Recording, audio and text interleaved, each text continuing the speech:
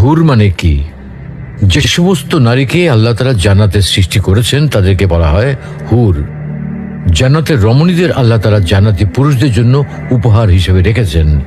আল্লাহ তাআলা তাদেরকে জান্নাত প্রাপ্ত পুরুষদের সাথে বিয়ে দেবেন, ফলে তারা স্বামী স্ত্রী হিসেবে চিরকালের জন্য জান্নাতে বসবাস করতে থাকবে।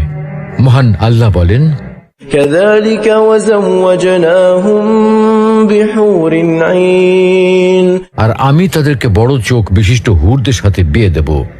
জান্নাতের হুর হবে চিরকুমারী ও সমবয়সের প্রেম সোহাগিনী। জান্নাতে একজন হুর যদি দুনিয়ায় একবার দৃষ্টি দিত, তাহলে আকাশ ও জমিনের মধ্যবর্তী স্থান সুবাসে ভরে যেত। পূর্ব পশ্চিম প্রান্তকে তথা সমগ্র পৃথিবীটাকে সুসজ্জিত করে দিত।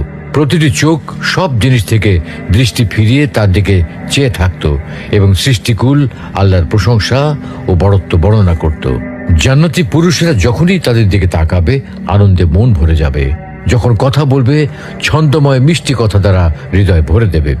জান্নাতের রুম সমূহে যখন তারা ঘোরাফেরা করবে, তখন তাদের আলোতে রুমগুলো আলোময় হয়ে যাবে।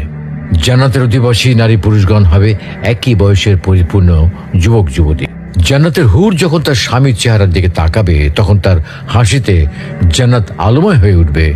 যখন তারা স্বামীর সঙ্গে কথা বলবে, তখন কতই না সুন্দর হবে সেই কথোপকথন।